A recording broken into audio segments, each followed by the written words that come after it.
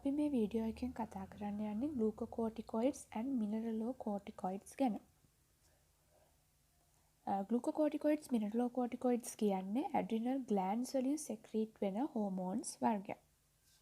එතකොට අපි බැලුවොත් කොහෙද මේ adrenal glands තියෙන්නේ? kidneys වලට උඩින් තියෙන adrenal glands. මේ adrenal gland එක transverse section එකක් අරන් බැලුවොත් ඒකේ capsule එකක් තියෙනවා, cortex එක තියෙනවා, medulla එක තියෙනවා. මේ cortex එකෙන් තමයි මේ mineralocorticoid, glucocorticoid, sex steroids secrete වෙන්නේ. එතකොට මේ cortex එක අරන් බැලුවම cortex එකේ තියෙනවා areas තුනක්, zona glomerulosa, zona fasciculata, zona reticularis කියලා. ඒ වගේ පිළිවෙලින් mineralocorticoid, glucocorticoid, sex steroids secrete වෙනවා. එතකොට මේක මතක තියාගන්න mnemonic එකක් තියෙනවා go find rex make good sex කියලා. එකෙන් අපිට මේ secrete වෙන පිළිවෙල මතක තියාගන්න පුළුවන්.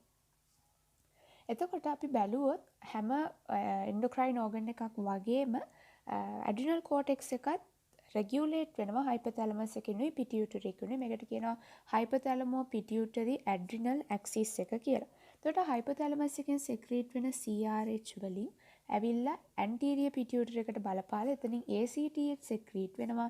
මේ ACTH adrenal cortex එකෙන් cortisol secrete වෙන එක වැඩි කරනවා. ඒ වගේම cortisol secretion එක වැඩි නම් අවශ්‍ය ප්‍රමාණයට වඩා වැඩි නම් negative feedback එකක් යනවා ACTH වලට, CRH වලට. මේවා secrete වෙන එක අඩු කරලා ආයෙත් cortisol level normal විදිහට තියාගන්න mechanism එකකුත් මේකේ තියෙනවා. එතකොට මෙතන මේ පෙන්නලා තියෙන්නේ කොහොමද adrenal cortical hormones හැදෙන්නේ කියලා. cholesterol වලින් පටන්ගෙන මේ විදිහට ඇවිල්ලා mineralocorticoid, glucocorticoid, sex hormones හැදෙන විදිය මෙතනින් පෙන්නලා තියෙනවා. මේක සම්පූර්ණයෙන් දැනගන්න ඕනේ නිකන් idea එකක් තියාගන්න. ඊපස්සේ අපි මුලින්ම දැන් කතා කරමු glucocorticoids ගැන. glucocorticoids ගැන කතා කරද්දී glucocorticoids වල mechanisms of action බැලුවොත් කොහොමද මෙයා අපේ ඇඟ ඇතුලේ වැඩ කරන්නේ කියන එකක් තමයි මෙයා genomic level එකේ action එකක් තියෙනවා. ඊටු එක මෙයාට non genomic level එකේ action එකක් තියෙනවා. genomic level එකේ බැලුවොත් මේ glucocorticoids කියන්නේ lipophilic දෙයක්. ඒතර lipophilic නිසා මෙයාට ලේසියෙන් cell membrane සරහා යන්න පුළුවන්. cell membrane සරහා ගිහිල්ලා මෙයා cells ඇතුලේ තියෙන receptors වලට බැඳෙනවා cytoplasm එකේදී. ඊට පස්සේ ඒක translocate වෙනවා nucleus එකට. nucleus එකට ආවට පස්සේ මෙයා DNA එක interact වෙලා protein synthesis inhibit induce කරන actions කරනවා.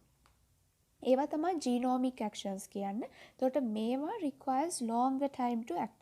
ටික කාලයක් යනවා මේ වගේ මේ actions වෙන්න. ඒ වගේම දෙවෙනි එක තමයි non genomic actions. non genomic action කියන්නේ gene level එකට යන්නේ නැතුව අර intracellular receptors වලට මෙයා බැඳුනට පස්සේ signaling හරහා මෙයාගේ effects ඇති කරන එකට මේක rapid action එකක්.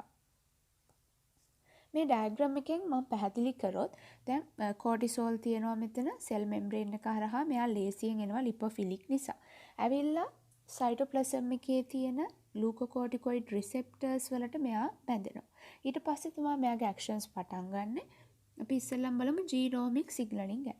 genomic signaling විදි දෙකකට වෙනවා. එකක් DNA dependent regulation, අනිත් එක protein interference mechanism එක. එතකොට genomic signaling වලදී මෙයා ඇවිල්ලා නියුක්ලියස් එකට translocate වෙනවා. දැන් receptor එකට බැඳිලා තියෙන glucocorticoids. ඊට පස්සේ මෙයා ගිහිල්ලා DNA වල promoter region එකේ තියෙන glucocorticoid responsive elements වලට බැඳෙන්න පුළුවන්. මේ responsive elements වලට බැඳිලා මෙයා කරන්නේ gene transcription වෙනස් කරනවා. එතනදී mRNA හදලා anti inflammatory protein හදන එක induce කරනවා. ඊට පස්සේ ගත්තොත් ඊළඟ ක්‍රමය තමයි protein interference mechanism කියන්නේ. protein interference mechanism වලදී වෙන්නේ මෙයා transcription factor සරහා කරන action එක.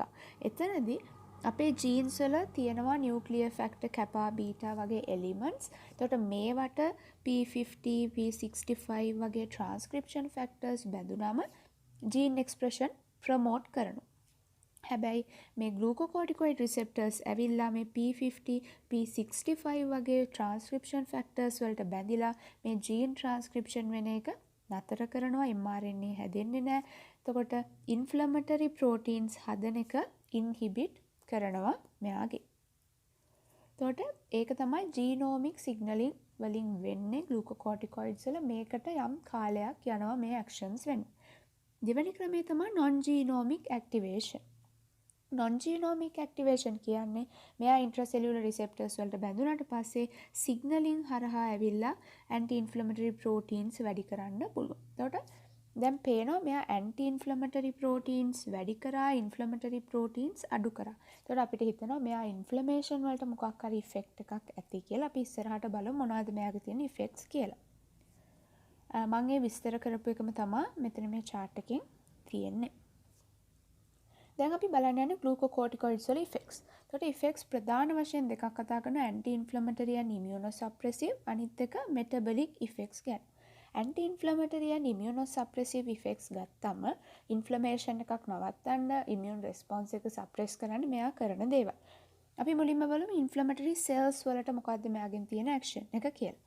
inflammatory cells වලට ගත්තොත් මෙයා neutrophil, macrophages, mast cells වගේ cells activate වෙන එක නතර වෙනවා. T helper cell activation, clonal proliferation නතර කරනවා. ඒ වගේම fibroblast function එක අඩු කරනවා. fibroblast function එක අඩු කරනවා කියන්නේ collagen level එක, ඒ වගේම glycosaminoglycan වගේ ඒවා හදන එකත් අඩු කරනවා.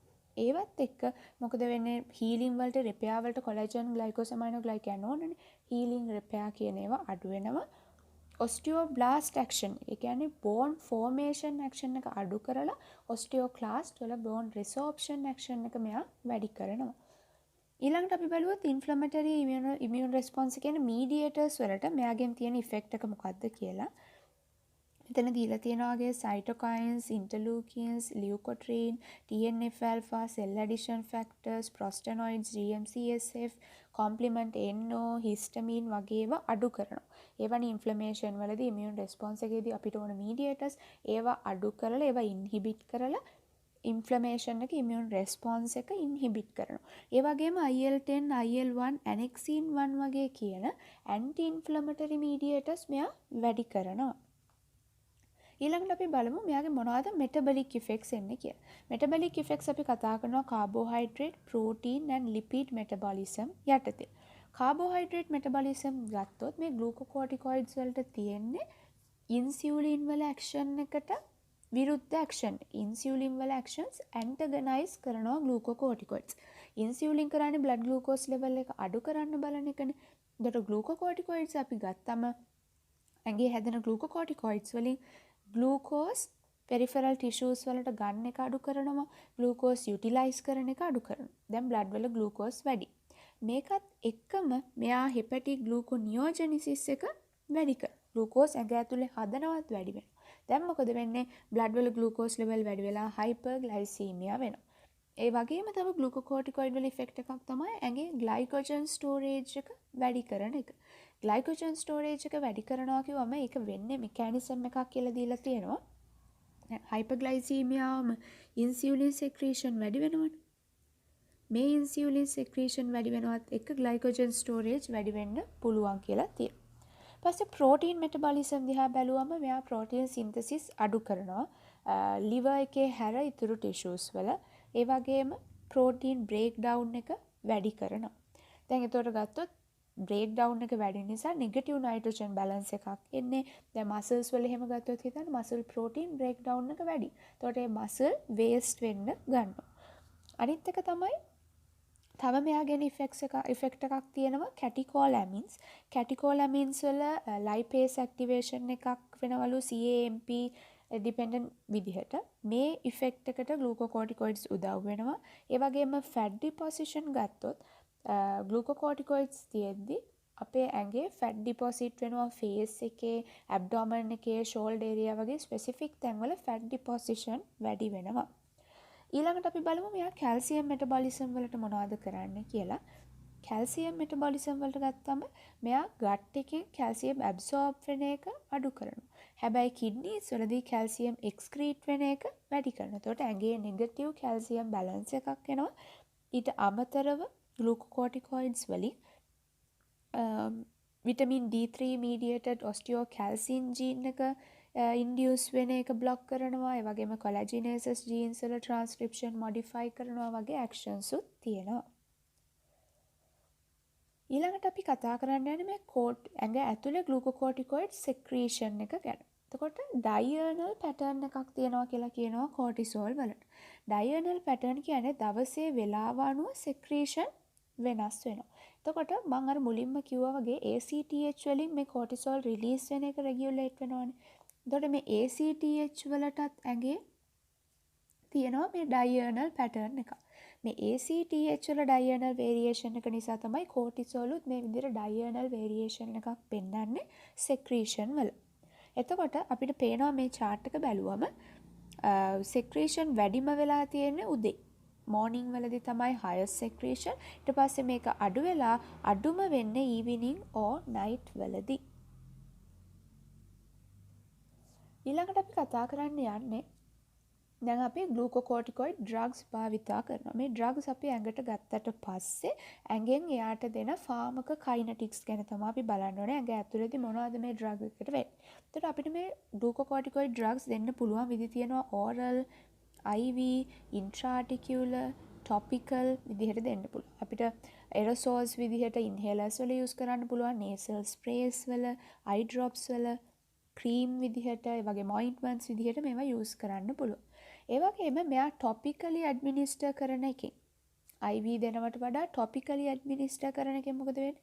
මෙයාගේ systemic absorption එක අඩු වෙනවා. ඒත් එක්කම මෙයාගේ systemic adverse effects උත් අඩු වෙනවා. මම ඊළඟට කතා කරන adverse effects මොනවද කියලා. මෙයාගේ serious adverse effects ඇති වෙන නිසා අපි බලන්න ඕනේ පුළුවන් තරම් මේ adverse effects අඩු කරගන්න. එතකොට ඒකෙදි මේ topical administration වලින් advantage එකක් තියෙනවා. මොකද systemic absorption අඩු කරලා systemic adverse effects උත් අඩු කරනවා. ඒ වගේම මෙයා lipophilic හොඳ oral absorption එකක් තියෙනවා. T-half එක 1 to 3 hours වගේ. ඒ වගේම maximum biological effect එක එන්නේ 2 to 8 hours වලින් වගේ. මෙයා සාමාන්‍යයෙන් දවසට 2 පාරක් 3 පාරක් වගේ දෙන drug එකක්. ඊට පස්සේ මෙයා කොහොමද blood වල transport වෙන්නේ කියලා බැලුවොත් මෙයා lipophilic හින්දා යාට carrier molecules ඕනේ blood වල transport වෙන්න. එතනදී තියෙන cortisol වලින් 95%ක්ම cortisol binding globulin වලට බැඳිලා තියෙනවා. and albumin වලටත් සමහර ඒවා බැඳිලා තියෙනවා. ඉතුරු 105 තමයි free තියෙන්නේ. මේක තමයි biologically active කොටස. එතකොට මෙයා metabolize වෙන්නේ liver එකේදී excrete වෙන්නේ kidneys හරහා. දැන් හිතන්න කෙනෙක්ට liver disease එකක් තියෙනවනේ. එයාගේ metabolism හරියට වෙන්නේ නැහැ. T-half එක වැඩි වෙනවා. තව කෙනෙක්ට kidney disease එකක් තියෙනවා නම් මෙයා excretion හරියට වෙන්නේ නැහැ. T-half එක වැඩි වෙනවා. ඒ වගේම තමයි අපි දන්නවා drug interaction, food interaction නිසා hepatic enzymes induce වෙන්න පුළුවන්. hepatic enzyme induce වුණොත් මෙයාගේ metabolism වැඩි. එතකොට T-half එක අඩු වෙනවා. ඊළඟට මම කතා කරන්න යන්නේ කොහොමද cortisol concentrations ඇඟේ වෙනස් වෙන අවස්ථාවල් ගැන. එතකොට pregnancy වලදී ඒ වගේම estrogen use කරන වෙලාවට oral contraceptive pills use කරන වෙලාවට cortisol binding globulin වැඩි වෙනවලු. ඒතර cortisol binding globulin වැඩි කියන්නේ අපේ ඇඟේ තියෙන cortisol වලින් cortisol binding globulin වලට bind වෙන cortisol ප්‍රමාණය වැඩි වෙනවා. එතකොට මුලින්ම වෙන්නේ මොකද්ද? free cortisol level එක මුලින්ම අඩු වෙන්න ගන්න. හැබැයි මෙයාගේ regulation එක තියෙනවා CRH, ACTH, cortisol. එතකොට මෙයා අඩු වෙද්දි මොකද වෙන්නේ? මෙතනින් ගිහිල්ලා ACTH වැඩි කරලා cortisol secretion එක වැඩි කරගන්න බලනවා. එතකොට අන්තිමේදී වෙන්නේ මොකද්ද? දැන් cortisol secretion එක වැඩි කරගෙන total cortisol ප්‍රමාණය වැඩි කරනවා. අර cortisol binding globulin වැඩි වුණේවට bound form එක වැඩි කරගෙන අපි free cortisol level එක normal තියාගන්නවා. එතකොට අන්තිමේට වෙන්නේ cortisol binding globulin වැඩි වුණා, total cortisol වැඩි වෙලා free level එක අපි normal තියාගන්නවා. එක ගානකට තියාගන්න එක. එතකොට pregnant patient කෙනෙක්ගේ නැත්නම් මේ estrogen use කරන කෙනෙක්ගේ oral contraceptive pills ගන්න කෙනෙක්ගේ total cortisol levels වැඩි වෙලා තියෙන්න පුළුවන්. හැබැයි ඒකෙන් කියන්නේ නැහැ යාට Cushing syndrome එක තියෙනවා කියලා. ඒකට හේතුව කෝටිසෝල් බයින්ඩින් ග්ලොබියුලින් මේ අවස්ථාවලදී වැඩි වෙලා තියෙන එක. ඒකෙම අනිත් පැත්ත වෙනවා liver disease එකක් වෙලා albumin levels අඩු වුණොත්.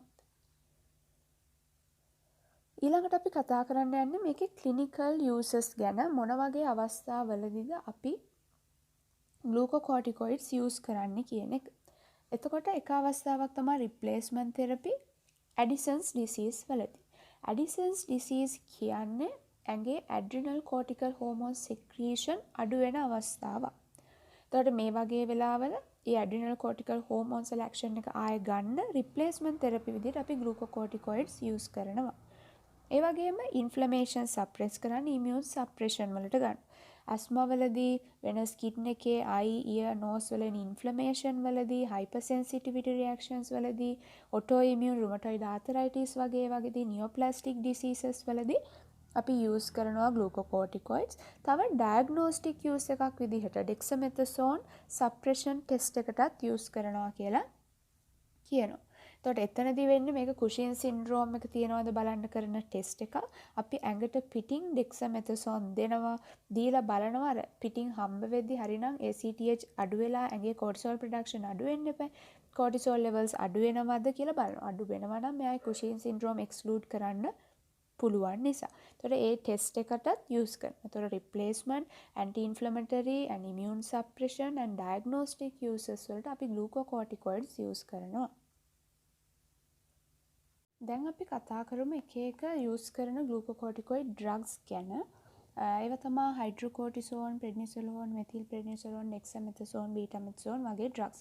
අපි මුලින්ම බලමු hydrocortisone ගැන. මේ hydrocortisone ගත්තොත් මෙයා අපි oral දෙනවා, intramuscular, IV, intra-articular දෙන්න පුළුවන්. hypersensitivity reactions වලදී අපි දන්න asthma වලදී hydrocortisone use කරන්න පුළුවන් inflammation එක නතර කරන්න.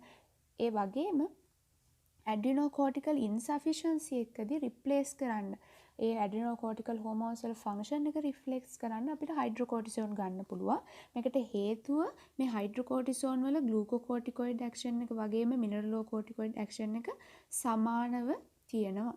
එතකොට ඒ හින්දා hydrocortisone replacement therapy වලදී use කරන drug එකක්. ඊට පස්සේ ගත්තම prednisolone. prednisolone ගොඩක් anti-inflammatory drug එකක්. මෙයාගේ mineralocorticoid action එක අඩුයි. oral drugs විදිහට සාමාන්‍යයෙන් දෙනවා. ඒ වගේම standard choice එක වෙන්නේ anti-inflammatory pharmacotherapy වලට prednisolone. ඒ වගේම methylprednisolone use කරන්න පුළුවන්. එයා දෙන්නේ IV mega dose pulse therapy විදිහට තමයි දෙන්නේ.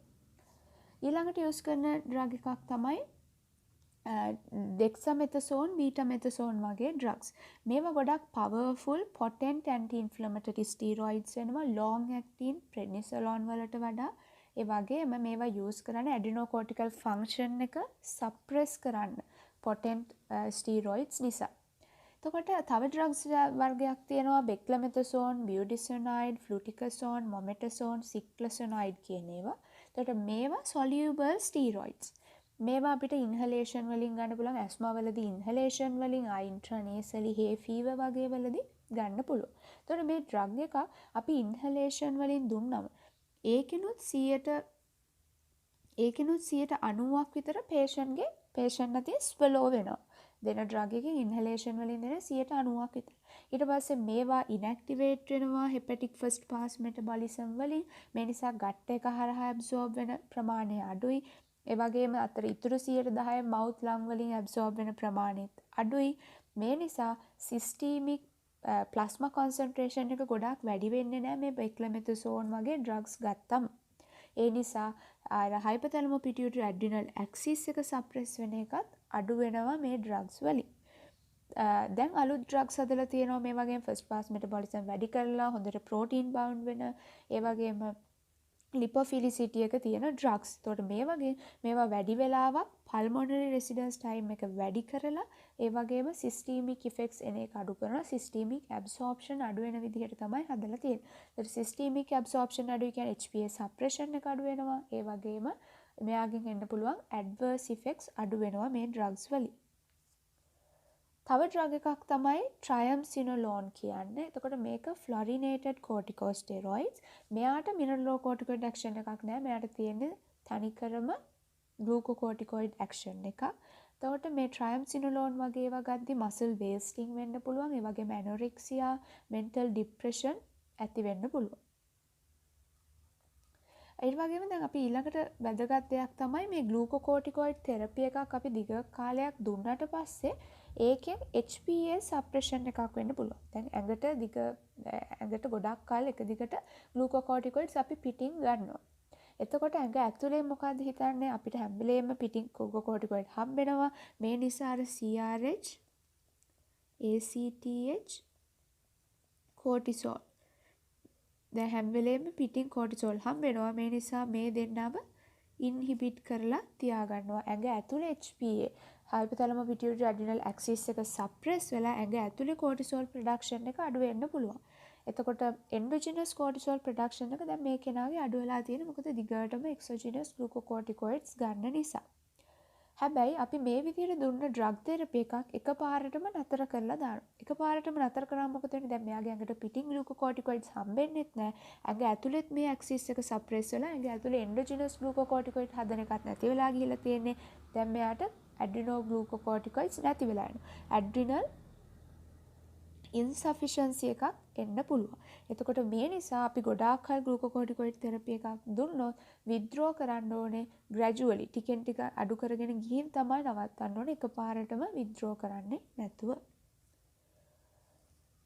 මේ chart එක ගත්තොත් එහෙම මේකේ අපිට වැදගත් දේවල් කීපයක් කතා කරන්න තියෙනවා. එකක් තමයි මේ equipotent dose කියන එක. equipotent dose එක ගැන කතා කරද්දී equipotent dose කියලා දීලා තියෙන්නේ. දැන් හිතන්න මොකක් හරි එක ඉෆෙක්ට් එකක් X කියන ඉෆෙක්ට් එක කියලා හිතන්න. මේ ඉෆෙක්ට් එක ඇති කරන්න එක එක ඩ්‍රග්ස් වලින් ඕනේ ඩෝසස් ගැන තමයි කතා කරලා තියෙන්නේ. හයිඩ්‍රෝකෝටිසෝන් ගත්තොත් එහෙම 20 මිලිග්‍රෑම්ස් ඕනලු. ප්‍රෙඩ්නිසෝන් ගත්තොත් එහෙම 5 මිලිග්‍රෑම්. ප්‍රෙඩ්නිසොලෝන් උත් එහෙමයි මෙතිල් ප්‍රෙඩ්නිසොලෝන් ට්‍රයම්සිනොලෝන් නම් මිලිග්‍රෑම් 4යි ඩෙක්සාමෙතසෝන් බීටාමෙතසෝන 0.75ක් තමයි ඕන වෙන්නේ. එතකොට එකම ඇක්ෂන් එක කරන්න හයිඩ්‍රෝකෝටිසෝන් වලින් 20 මිලිග්‍රෑම් ඕන වෙද්දි ඩෙක්සාමෙතසෝන් බීටාමෙතසෝන් වලින් ඕන වෙන්නේ 0.75 විතරයි. එතකොට අපිට පේනවා මේ පල්ලෙහාට එන්නේ මෙයාගේ පොටෙන්සි එක වැඩි වෙනවා ඩ්‍රග්ස් පවර්ෆුල් ඩ්‍රග්ස්. ඊළඟට අපි බලන්න ඕන දෙයක් තමයි ග්ලූකෝකෝටිකොයිඩ් මේ ඩ්‍රග්ස් වල තියෙන ග්ලූකෝකෝටිකොයිඩ් ඇක්ෂන් එකයි මිනරලෝකෝටිකොයිඩ් ඇක්ෂන් එකයි. මම කලින් කිව්වා වගේම හයිඩ්‍රෝකෝටිසෝන් වල එක සමාන විදිහට ග්ලූකෝකෝටිකොයිඩ් මිනරලෝකෝටිකොයිඩ් කියන ඇක්ෂන්ස් දෙකම තියෙනවා. ඒ හින්දා මෙයා රිප්ලේස්මන්ට් තෙරපි වලට හොඳයි. ප්‍රෙඩ්නිසෝන් වගේ ඒවා ගත්තොත් වැඩියෙන් තියෙන ග්ලූකෝකෝටිකොයිඩ් ඇක්ෂන් එක. මෙතිල් ප්‍රෙඩ්නිසොලෝන් උත් එහෙමයි. ඊට පස්සේ කතා කරොත් ට්‍රයම්සිනොලෝන් වල එයාගේ තියෙන්නේ ග්ලූකෝකෝටිකොයිඩ් ඇක්ෂන් එකක් විතරයි. මිනරලෝකෝටිකොයිඩ් ඇක්ෂන් එකක් නැහැ. ඩෙක්සාමෙතසෝන් බීටාමෙතසෝන් උත් එහෙමයි හයි ග්ලූකෝකෝටිකොයිඩ් ඇක්ෂන් එකක් තියෙනවා. පොටෙන්සි එක ගොඩක් වැඩි. මිනරලෝකෝටිකොයිඩ් ඇක්ෂන් එකක් මෙයාලට නැහැ. ඊළඟට අපි කතා කරන්න යන්නේ මේ ග්ලූකෝකෝටිකොයිඩ් තෙරපි එකේ තියෙන ඇඩ්වර්ස් ඉෆෙක්ට්ස් ගැන. ඒතකොට මේක ගොඩක් වැදගත් වෙනවා. කෙනෙක් දිග කාලයක් ග්ලූකෝකෝටිකොයිඩ් තෙරපි එකක් ගන්නවා නම් එයාට එන්න පුළුවන් ඇඩ්වර්ස් ඉෆෙක්ට්ස්. එතකොට මේ ඇඩ්වර්ස් ඉෆෙක්ට්ස් ඇති වෙන්නේ එයාගේ ෆාමකොලොජිකල් ඇක්ෂන්ස් නිසාමයි ගොඩක් ඒවා. එතකොට පළවෙනි එක අපි බැලුවොත් එහෙම suppression of the response to injury and infections. එතකොට මෙයාගේ තියෙනවා anti inflammatory and immunosuppressive effect එකක්. anti inflammatory and immunosuppressive effect එකක් තියෙනවා. මේ හින්දා මොකද වෙන්නේ? එයාගේ ඇඟේ ඉන්ෆ්ලමේෂන් හරියට වෙන්නේ නැහැ. ඉමියුන් රෙස්පොන්ස් එක සප්‍රෙස් වෙලා තියෙනවා. so මෙයා ලේසියෙන් ඉන්ෆෙක්ෂන්ස් වලට ඉන්ෆෙක්ෂන්ස් එන්න පුළුවන් මෙයාට ඔපචුනිස්ටික් ඉන්ෆෙක්ෂන්ස් හරියට කැන්ඩිඩයිසිස් වගේ ඒවා ඊට පස්සේ රිඇක්ටිවේට් වෙන්න පුළුවන් TB වැරිසෙලා වගේ ඉන්ෆෙක්ෂන්ස් මෙයාට ලේසියෙන් එන්න පුළුවන්. මොකද මෙයාගේ ඉමියුන් රෙස්පොන්ස් එක සප්‍රෙස් වෙලා තියෙන නිසා. ඒ වගේම වුන්ඩ් හීලින් වෙන්න ඉන්ෆ්ලමේෂන් ඕන වෙනවා. දැන් ඉන්ෆ්ලමේෂන් එක සප්‍රෙස් කරලා පුවර් වුන්ඩ් හීලින් පෙප්ටික් අල්සර්ස් එනවා. ඒකට ඒ වගේ දේවල් වෙනවා මේ ග්ලූකෝකෝටිකොයිඩ් තෙරපි එක නිසා. දෙවෙනි එක තමයි කුෂින් සින්ඩ්‍රෝම් එක. කුෂින් සින්ඩ්‍රෝම් ගැන කිව්වොත් කුෂින් සින්ඩ්‍රෝම් එක ගැන මම ඊළඟ මේකෙන් කතා කරන්න. කුෂින් සින්ඩ්‍රෝම් එක කියන්නේ ඇඩ්‍රිනල් කෝටිකල් හෝමෝන් සෙක්‍රීෂන් වැඩි වෙන වෙලාව. ඒතකොට මෙතනදී ග්ලූකෝකෝටිකොයිඩ්ස් උත් වැඩි, මිනරලෝකෝටිකොයිඩ්ස් උත් වැඩි, සෙක්ස් ස්ටීරොයිඩ්ස් උත් වැඩි. මේ තුනම සෙක්‍රීට් වෙන එක වැඩි වෙලා තියෙනවා. එතරදී මේ කුෂන් සින්ඩ්‍රෝම එන්නේ සාමාන්‍යයෙන් දැන් හයිපොතැලමස් එකේ CRH එනවා වැඩි. ඒතර කෝටිසෝල් ඇඩ්‍රිනෝකෝටිකල් හෝමෝන්ස් වැඩි වෙනවා. ACTH එනවා වැඩි ඇන්ටීරියර් පිටියුටරි එකේ. නැත්නම් එක්ටොපික් ACTH සෙක්‍රීෂන් එක. ඒ වගේම තව හේතුවක් තමයි කුෂන් සින්ඩ්‍රෝම එන්න long term glucocorticoid therapy. අපි ගොඩාක් කල් ඇඟේ glucocorticoid therapy එකක් දුන්නොත්. එතකොට මේ කුෂන් සින්ඩ්‍රෝම එකේදී මේ කෙනෙක්ගේ අපියරන්ස් එක වෙනස් වෙන විදිහ අපි මෙතනදී කතා කරොත් එයාගේ ඇබ්ඩොමිනල් ෆැට් වැඩි වෙනවා. ඒ වගේම මූන් ෆේස් ඊට පස්සේ බෆලෝ හම්. එතකොට මේවට හේතුව මොකද්ද? මම කලිනුත් කිව්වා ග්ලූකෝකෝටිකොයිඩ්ස් ගද්දී ෆැට් ඩිපොසිට් වෙනවා අපේ ඇබ්ඩොමන් එකේ, ෆේස් එකේ, ෂෝල්ඩර් ඒරියාස් වල. එතකොට මේවා නිසා තමයි මෙන්න මේ වෙනස්කම් ඇති වෙන්නේ. ඒ වගේම ග්ලූකෝකෝටිකොයිඩ්ස් වල ප්‍රෝටීන් හදන එක අඩු කරලා ප්‍රෝටීන් කඩන එක, බ්‍රේක් ඩවුන් කරන එක වැඩි කරනවා. එතකොට ස්කින් එක තින් වෙනවා, මසල් වේස්ට් වෙලා අත් කකුල් හැම තින් වෙනවා මෙයාගේ. ඊට පස්සේ easy bruising. ඇයි දැන් මෙයාගේ ප්‍රෝටීන් බ්‍රේක් ඩවුන් එක වැඩි, කොලාජන් අඩුයි, කැපිලරීස් වල ෆ්‍රැජිලිටි එක වැඩි වෙනවා, ලේසියෙන් තුවාල වෙනවා, easy bruising තියෙනවා. පස්සේ purple stripe වගේ ඒවා එනවා. පස්සේ wound healing හරියට වෙන්නේ නැහැ, fibroblast reaction එක හරියට නැහැ, ප්‍රෝටීන් හරියට හැදෙන්නේ නැහැ. කොලාජන් අඩුයි, ග්ලයිකෝසැමයිනෝග්ලයිකෑන්ස් අඩු නිසා wound healing අඩු වෙනවා. ඊට පස්සේ ගත්තොත් තව තියෙනවා ඇස් වලට බලපාලා කැටරැක්ස් එන්න පුළුවන්, ඉන්ට්‍රාක්‍රේනියල් හයිපර්ටෙන්ෂන්, යූෆෝරියා, ડિප්‍රෙෂන්, සයිකෝසිස් වගේ ඒවා එන්න පුළුවන් මේ කෙනෙක්ට. තව ඔස්ටියෝපොරෝසිස්. ඔස්ටියෝපොරෝසිස් එන්නේ ඇයි? මුලින්ම කිව්වා ඉෆෙක්ට්ස් වලදී මෙයා ඔස්ටියෝබ්ලාස්ට් වල ඇක්ෂන් එක අඩු කරනවා, ඔස්ටියෝක්ලාස්ට් වල ඇක්ෂන් එක වැඩි කරනවා. ඒ වගේම හයිපර්ග්ලයිසීමියා. ඇයි හයිපර්ග්ලයිසීමියා වෙන්නේ? ඉන්සියුලින් ඇන්ටගනිසම්, හෙපටික් ග්ලූකෝනියෝජෙනසිස් වැඩි කරා, ග්ලූකෝස් අප්ටේක් එක අඩු කරා, ග්ලූකෝස් යුටිලයිස් කරන එක අඩු කරා. ඒ වගේම නෙගටිව් නයිට්‍රජන් බැලන්ස් එකක් තියෙන්නේ. ඒ වගේම ඇපිටයිට් එක වැඩි කරනවා. අපේ ඇඟේ තියෙන ලෙප්ටින් වලින් අපි දන්නවා ඇපිටයිට් එක සාමාන්‍යයෙන් අඩු කරනවා. මේ ග්ලූකෝකෝටිකොයිඩ්ස් වලින් ලෙප්ටින් සෙක්‍රීෂන් ඉන්හිබිට් කරනවා. එතකොට ඒ නිසා ඇපිටයිට් එක වැඩි වෙන්න පුළුවන්, more susceptible to infections and obesity. එතකොට මේවා තමයි කුෂන් සින්ඩ්‍රෝම් එකත් එක්ක එන වෙනස්කම්. ඊට පස්සේ අපි දැන් කතා කරලා ඉතුරු ඇඩ්වර්ස් ඉෆෙක්ට්ස් ග්ලූකෝකෝටිකොයිඩ් දිගට ගද්දී ඔස්ටියෝපොරෝසිස් එන්න පුළුවන්. ඇයි කියලා හේතුව මම කිව්වා. මසල් වේස්ට් වෙනවා, මසල් වීක්නස් එන්න පුළුවන්. හයිපර්ග්ලයිසීමියා එන්න පුළුවන්. ඊට පස්සේ CNS ඉෆෙක්ට්ස්, යූෆෝරියා, ડિප්‍රෙෂන්, සයිකෝසිස් වගේ ඒවා.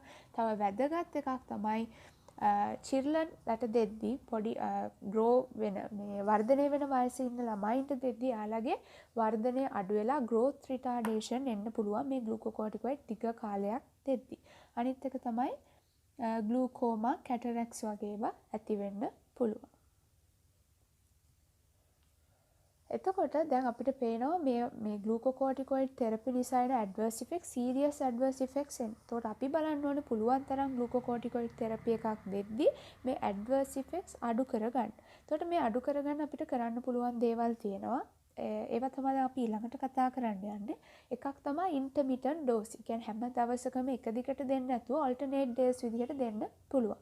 එතකොට මේ ඩ්‍රග් එක දෙන්නේ නැති අවස්ථාවල මොකද වෙන්නේ? අපේ ඇඟ ඇතුලේ ග්ලූකෝකෝටිකොයිඩ් ප්‍රොඩක්ෂන් වෙනවා. පිටින් හම්බෙන දවසට හැදෙන්නේ නැති වුණත් අනිත් දවස්වල හැදි එතකොට අර හයිපොතැලමෝ පිටියුටරි ඇඩ්‍රිනල් ඇක්සිස් එක සම්පූර්ණයෙන් සප්‍රෙස් වෙන එක නතර වෙනවා. ඊටු එක තමයි ලෝකල් ඇඩ්මිනිස්ටර් කරන්න පුළුවන් අපිට ඕනේ ස්කින් ඩිසීස් එකක් නම් අපි ඒකට ටොපිකල් ඇප්ලිකේෂන් ස්කින් ක්‍රීම් එකක් විදිහට දෙන්න පුළුවන්. එතකොට මොකද වෙන්නේ? අපේ බ්ලඩ් වලට මේක ඇබ්සෝබ් වෙන එක අඩු වෙනවා, සිස්ටීමික් ඇඩ්වර්ස් ඉෆෙක්ට්ස් අඩු වෙනවා, HPA සප්‍රෙෂන් එක අඩු වෙනවා. ඇස්මා වලදී අපිට ඉන්හලේෂන් වලින් ගන්න පුළුවන්. එතකොට මේ ග්ලූකෝකෝටිකොයිඩ් තෙරපි ගත්තී අපි හැම වෙලේම බලන්න ඕන පුළුවන් තරම් අර HPA ඇක්සිස් එක සප්‍රෙස් වෙන එක පුළුවන් තරම් අඩු කරගන්න. මේ නිසා අපි දෙන්න පුළුවන් මිනිමම් ඩෝස් එක, මිනිමම් ඩියුරේෂන් එකක්. ඒ වගේම මේ ග්ලූකෝකෝටිකොයිඩ් ඩ්‍රග්ස් දෙද්දී අපි පොටෙන්සි එක අඩුම ඩ්‍රග් එකෙන් පටන්ගෙන තමයි දෙන්නේ. එකපාරටම පොටෙන්සි එක වැඩි ඩ්‍රග්ස් දෙන්නේ නැහැ. පුළුවන් තරම් පොටෙන්සි එක අඩුම ඩ්‍රග් එකෙන් මේ තෙරපි එක කරගෙන යන්න තමයි අපි බලන්නේ. ඒ වගේම තව වැදගත් දෙයක් තමයි අපිට පුළුවන් මේ ඩ්‍රග්ස් දෙද්දී මේවා ඇඩ්මිනිස්ටර් කරන්න අර එයා සෙක්‍රීට් වෙන සර්කේඩියන් රිදම් එකට. මම කලින් කතා කරා මෙයාගේ ඩයනල් වේරියේෂන් එකක් තියෙනවා, සෙක්‍රීෂන් වැඩිම වෙන්නේ උදේට. එතකොට අපිට පුළුවන් නම් මේ දෙන ග්ලූකෝකෝටිකොයිඩ් තෙරපි එකත් සිංගල් මානේ ඩෝස් එකක් විදිහට දෙන්න. ඒ කියන්නේ උදේ විතරක් දෙන සිංගල් ඩෝස් එකක් විදිහට දෙනවා. එතකොට අපේ ඇඟේ වැඩියෙන් හැදෙන්නේ උදේට අපි ගන්න තෙරපි එකේදීත් අපි ග්ලූකෝකෝටිකොයිඩ් සංගත දෙන උදේට. එතකොට ඒක මිමික් කරන්න පුළුවන් ඇඟේ නෝමල් ග්ලූකෝකෝටිකොයිඩ් ප්‍රොඩක්ෂන් එක. එතකොට ඒ හින්දාත් HPA සප්‍රෙෂන් එක අඩු වෙනවා. ඒ වගේම ඩියුරේෂන් එක වැඩි වෙන්න විත්ඩ්‍රෝ කරන්න ඕනේ හිමීට. ඇයි හේතුව මම කලින් විස්තර කරා. ඒ වගේම තව වැදගත් දෙයක් තමයි good patient education. එතකොට මේ ඩ්‍රග් එකක් අපි patient කෙනෙක්ට දෙද්දි patient හරියට educate කරන්න ඕනේ මේ ඩ්‍රග් එක ඇයි මේ වෙලාවට ගන්න. ඇයි උදේට ගන්න කියන්නේ. ඇයි එකපාරටම මේ ඩ්‍රග් එක නවත්තන්න එපා කියන්නේ කියන දේවල් අපි ඒ patient කියලා දෙන්න ඕනේ. එතකොට ඒකිනුත් අපිට adverse effects HPA suppression වෙන අවස්ථාවල් අඩු කරගන්න පුළුවන්. එතකොට patient ඇයි උදේ ගන්න කියන්නේ? එතකොට මෙයාගේ adverse effects මොනවද එන්න පුළුවන්? මෙයාගේ appearance එක වෙනස් වෙන හැටි කියන්න පුළුවන්. ඒත් එක්කම එකපාරටම drug එක නවත්තන්න එපා කියන්න ඕනේ. ඒ වගේම මෙයා more susceptible to infections. ඒ නිසා පුළුවන් තරම් අර crowded තැන්වලට යන්න එපා. mask එකක් දාන්න, hand hygiene practice කරන්න වගේ අර health precautions follow කරන්න patient කියලා දෙන්න ඕනේ. ඒ වගේම infection එකක් ආවොත් ඉක්මනට doctor කෙනෙක් ළඟට යන්න කියන එක කියන්න ඕනේ. appetite එක වැඩි වෙයි කියන ඒ වගේ හොඳ patient education එකකුත් වැදගත් වෙනවා. ඉතුරු එක තමයි තව වැදගත් දෙයක් තියෙනවා. කෙනෙක් ස්ටීරොයිඩ් තෙරපි එක ඉන්න ගමන් දිගටම live vaccines දෙන්නේ නැහැ. මොකද මෙයා more susceptible to infection. මෙයාගේ inflammation immune response එක suppress කරලා තියෙන්නේ. live vaccine එකක් දෙන එක dangerous. හැබැයි killed vaccines එහෙම දෙන එක ප්‍රශ්නයක් වෙන්නේ නැහැ. ඊට පස්සේ මේ ඇඩ්‍රිනල් ස්ටීරොයිඩ්ස් ප්‍රෙග්නන්සි එකේදී යූස් කරද්දී මොකද වෙන්න බැලුවොත් මේක හොයාගෙන තියෙනවා ටෙරටෝජෙනික් වෙනවා කියලා ඇනිමල්ස්ලට ක්ලෙෆ්ට් පැලට් වගේ ෆීටල් ඇබ්නෝමැලිටීස් එන්න පුළුවන්. ඒ නිසා ඒ වගේම නිව්බෝන්ස්ලගේ HPA සප්‍රෙෂන් එකක් වෙනවා. මේ හේතු නිසා පුළුවන් තරම් අඩුම ඩෝස් එකක් අඩුම කාලයක් තමයි මේ ඇඩ්‍රිනල් ස්ටීරොයිඩ්ස් ප්‍රෙග්නන්ට් මදර් කෙනෙක්ට දෙන්නේ. ෆ්ලොරිනේටඩ් ස්ටීරොයිඩ්ස් are best avoided. ඊළඟට අපි කතා කරන්න යන්නේ ග්ලූකෝකෝටිකොයිඩ් එක්සස් ෆාමක තෙරපි ගැන. ග්ලූකෝකෝටිකොයිඩ් එක්සස් ෆාමක තෙරපි කියන්නේ අපේ ඇඟේ ග්ලූකෝකෝටිකොයිඩ් සෙක්‍රීෂන් වැඩි නම් ඒවා අඩු කරගන්න අපි ගන්න ඩ්‍රග්ස් ගැන. එතනදී කතා කරනවා ග්ලූකෝකෝටිකොයිඩ් සින්තසිස් ඉන්හිබිට් කරන මෙටයිරපෝන්, කීටකොනසෝල්, ඇමයිනෝග්ලූටතිමයිඩ්, මයිටොටේන් වගේ ඩ්‍රග්ස්. ඒ වගේම ග්ලූකෝකෝටිකොයිඩ් රිසෙප්ටර් ඇන්ටගනිස්ට් කෙනෙක් ඉන්නවා මිෆෙප්‍රිස්ටෝන් කියලා ඩ්‍රග් එකක්. අපි මුලින්ම බලමු මෙටයිරපෝන් ගැන. මම ඒක මේ chart එකෙන් පැහැදිලි කරන්න. මෙතනදී අපිට පේනවා මෙටයිරපෝන් වැඩ කරන්නේ මෙන්න මෙතන. එතකොට මෙටයිරපෝන් කරන්නේ 11 බීටා හයිඩ්‍රොක්සිලේෂන් ඉන්හිබිට් කරන එක. මේ විදිහට 11 බීටා හයිඩ්‍රොක්සිලේෂන් ඉන්හිබිට් කරලා මෙයා කෝටිකොස්ටෙරෝන් හැදෙන එක අඩු කරනවා, හයිඩ්‍රොකෝටිසෝන් හැදෙන එක අඩු කරනවා. ඒ නිසා දැන් මේවා අඩු වෙද්දි මේ විදිහට යන කොලෙස්ටරෝල් වලින් ඇවිල්ලා මේ පැත්තට යන ප්‍රමාණය අඩු වෙනවා. මේ නිසා සෙක්ස් හෝමෝන්ස් හැදෙන එක වැඩි වෙන්න පුළුවන්. සෙක්ස් හෝමෝන්ස් හැදෙන එක වැඩි වුණාම මේ ඩ්‍රග්ස් ගද්දි හර්සියුටිසම් වගේ ඒවා ඇති වෙන්න පුළුවන්. ඉතුරු ඩ්‍රග්ස් තමයි කීටකොනසෝල්, ඇමයිනෝග්ලූටතිමයිඩ්. එතකොට මෙයාලත් ගොඩක් තැන්වලදී ස්ටෙරොයිඩෝජෙනිසිස් ඉන්හිබිට් කරනවා. එතකොට මේ කීටකොනසෝල්, ඇමයිනෝග්ලූටතිමයිඩ් වලදී මිනරලෝකෝටිකොයිඩ්, ග්ලූකෝකෝටිකොයිඩ්, සෙක්ස් හෝමෝන්ස් කියන තුනම අඩු වෙනවා. මේ නිසා හයිපෝගොනැඩිසම් වගේ එන්න පුළුවන්. ඒ වගේම මේ ඩ්‍රග්ස් වලින් සයිටෝක්‍රෝම් P450 ඉන්හිබිට් කරන ඇක්ෂන් එකකුත් තියෙනවා. ඊළඟට කතා කරොත් මයිටොටේන් කියන ඩ්‍රග් එක මේක යූස් කරන්නේ ඇඩ්‍රිනල් කැන්සර්ස් වලට ට්‍රීට් කරන්න. එයත් ස්ටෙරොයිඩෝජෙනිසිස් ඉන්හිබිට් කරන කෙනෙක්. එතකොට මේ ඩ්‍රග්ස් ගද්දී ඇඩ්‍රිනල් කෝටෙක්ස් එක ඇට්‍රොෆි වෙන්න පුළුවන්. එතකොට ඒ ඩ්‍රග්ස් ගැන තමයි ග්ලූකෝකෝටිකොයිඩ් එක්සස් ෆාමක තෙරපි වලදී අපිට කතා කරන්න තියෙන්නේ. දැන් එතකොට අපි ග්ලූකෝකෝටිකොයිඩ්ස් ගැන කතා කරලා ඉවරයි. ඊළඟට අපි කතා කරන්න යන්නේ මිනරලෝකෝටිකොයිඩ්ස් ගැන. මිනරලෝකෝටිකොයිඩ්ස් ගත්තොත් අපේ ඇඟේ තියෙන ප්‍රධානම මිනරලෝකෝටිකොයිඩ් එක තමයි ඇල්ඩෝස්ටෙරෝන් කියන්නේ. එතකොට මේ ඇල්ඩෝස්ටෙරෝන් සෙක්‍රීෂන් වෙන හැටි බැලුවොත් එහෙම ඇල්ඩෝස්ටෙරෝන් වලට සෙක්‍රීට් වෙන එක රෙගියුලේට් කරනවා අපේ ඇඟේ සෝඩියම් ලෙවල්ස් අඩු වුණාම, පොටෑසියම් ලෙවල්ස් වැඩි වුණාම ඒ වගේම රෙනින් ඇන්ජියෝටෙන්සින් සිස්ටම් එකේ. දැන් අපි සාමාන්‍යයෙන් දන්නවා ACTH ඇවිල්ලා ඇඩ්‍රිනල් කෝටිකල් හෝමෝන්ස් වැඩි කරනවා.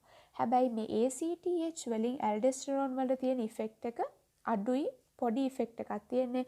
ප්‍රධාන වශයෙන්ම මේ සෝඩියම් අඩු වෙන එක, පොටෑසියම් වැඩි වෙන එක, රෙනින් ඇන්ජියෝටෙන්සින් ඇක්ටිවේට් වෙන එක තමයි බලපාන්නේ.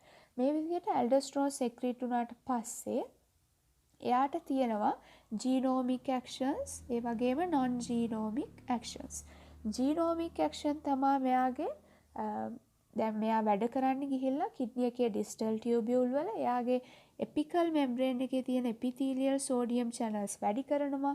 බේසෝලැටරල් මෙම්බ්‍රේන් එකේ සෝඩියම් පොටෑසියම් ATPase කියන චැනල්ස් වැඩි කරනවා. එතකොට මේවා තමයි ජීනෝමික් ලෙවල් එකේ. අනිත් එක නොන් ජීනෝමික් ඇක්ෂන් තියෙනවා. එපිකල් මෙම්බ්‍රේන් එකේ සෝඩියම් H+ එක්ස්චේන්ජ් එක වැඩි කරනවලු. එතකොට මේ ඇක්ෂන්ස් හරහා මෙයාගෙන් එන ඉෆෙක්ට්ස් තමයි සෝඩියම් රිඇබ්සෝප්ෂන් එක වැඩි කරනවා. ඒ වගේම පොටෑසියම් H+ එක්ස්ක්‍රීෂන් එක මෙයා වැඩි කරනවා. එතකොට අපි බලමු ඊළඟට මොනවද මේ මිනරලෝකෝටිකොයිඩ් ඇක්ටිවිටි එක ගන්න අපි යූස් කරන ඩ්‍රග් එක. ඩ්‍රග් එක තමයි යූස් කරන්නේ ෆ්ලූඩ්‍රෝකෝටිසෝන් කියන ඩ්‍රග් එක. එතකොට මෙයා ස්ට්‍රෝං මිනරලෝකෝටිකොයිඩ් ඇක්ටිවිටි එකක් තියෙන ඇල්ඩෝස්ටරෝන් වල ඉෆෙක්ට් එක රිප්ලේස් කරන්න අපි යොදා ගන්න. මෙයා පාවිච්චි කරන තැන් තමයි ඇඩිසන්ස් ඩිසීස්, ඔටොනමික් නියුරොපැති වගේ ඩිසීසස් වලදී. එතකොට මෙයා රිප්ලේස්මන්ට් තෙරපියදී ඇඩ්‍රිනෝකෝටිකල් ඉන්සෆිෂන්සි එකදී අපි ඒ ඇඩ්‍රිනෝකෝටිකල් හෝමෝන්ස් වල ඇක්ෂන් එක රිප්ලේස් කරන්න කරන තෙරපි එකේදී ග්ලූකෝකෝටිකොයිඩ්ස් ගන්නවා වගේම ඒ ග්ලූකෝකෝටිකොයිඩ්ස් එක්ක අපිට ෆ්ලූඩ්‍රෝකෝටිසෝන් එකක් දෙන්න පුළුවන් මිනරලෝකෝටිකොයිඩ් ඇක්ටිවිටි එක ගන්න. ඒ ටික තමයි අපිට කතා කරන්න තියෙන්නේ ග්ලූකෝකෝටිකොයිඩ්ස් and මිනරලෝකෝටිකොයිඩ්ස් ගැන.